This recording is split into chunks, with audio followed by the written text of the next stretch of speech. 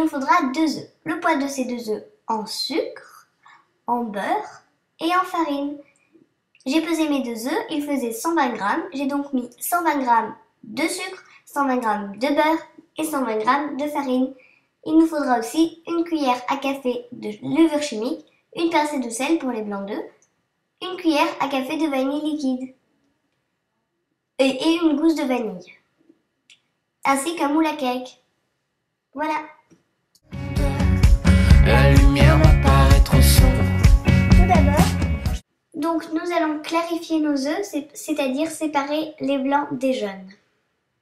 Donc je casse mon œuf à plat, c'est mieux, et je sépare le blanc des jaunes. Donc une fois qu'on a séparé nos 2 œufs, donc on va s'occuper des jaunes. Nous allons rajouter à ces œufs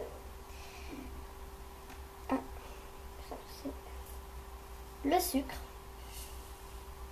Donc moi j'avais mis 60 g de sucre semoule et 60 g de sucre blanc. Donc nous allons fouetter jusqu'à ce que la préparation soit bien liquide et bien homogène. Donc voilà, le mélange a bien blanchi. Nous allons maintenant ajouter une cuillère à café, l'équivalent d'une cuillère à café de vanille liquide. On va maintenant s'occuper de la gousse de vanille. Je vais utiliser une planche à découper. Hop. Voilà. Et un couteau à dents qui coupe assez bien. Nous allons disposer notre gousse de vanille. Donc, hop, je la tiens ici. Récupérer les graines de cette gousse de vanille.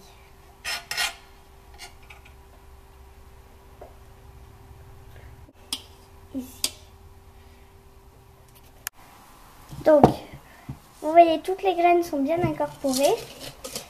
Donc, on va maintenant mélanger. Donc, je vous conseille de ne pas jeter la gousse de vanille. Vous pouvez, si vous avez une théière, vous pouvez faire du thé à la vanille. Voilà. Donc là, on voit bien toutes les graines incorporées. Une fois que c'est fini, on va aller faire fondre notre beurre au micro-ondes. Donc, notre beurre est fondu. On va maintenant s'occuper de la levure et la farine. Donc là, on va récupérer notre saladier de tout à l'heure avec les graines. J'ai goûté un petit peu avec les gousses de vanille, c'est excellent. Et là, en fait, on va venir alterner la farine avec le beurre pour aider un petit peu. Donc mélanger au centre. Et la farine va venir s'incorporer toute seule. On alterne donc avec notre beurre. Donc en 2 fois à peu près.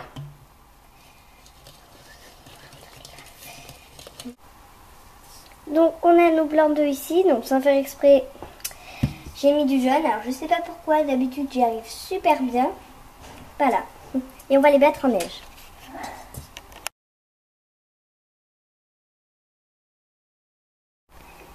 Ça y est, les blancs sont bien montés en neige. La préparation jaune, sucre, farine et beurre est prête. On va pouvoir incorporer les blancs. Donc, on va incorporer une partie pour détendre la pâte. Et voilà.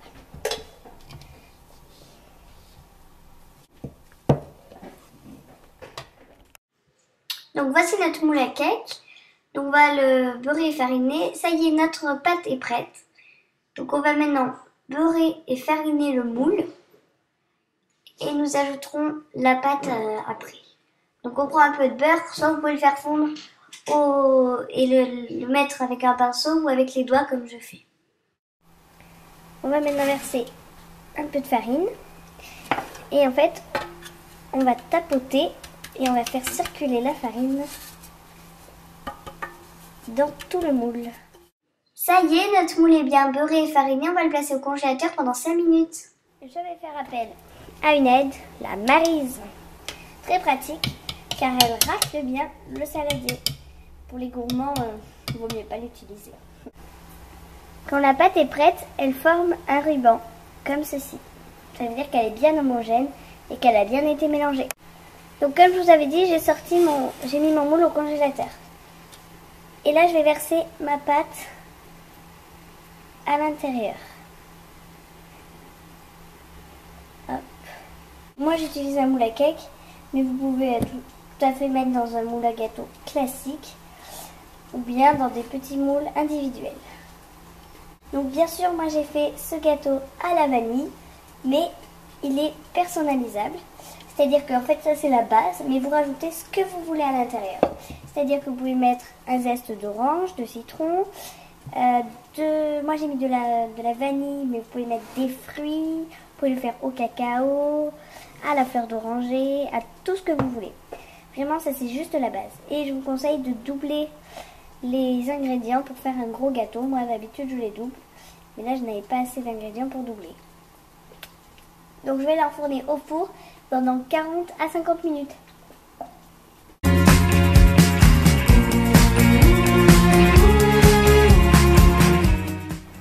Et voilà le résultat après 40 minutes de cuisson dans un four à 180 degrés. À vous de le faire maintenant et bonne dégustation. À bientôt pour de nouvelles vidéos. Allongé pour mieux voir, on se sent mieux.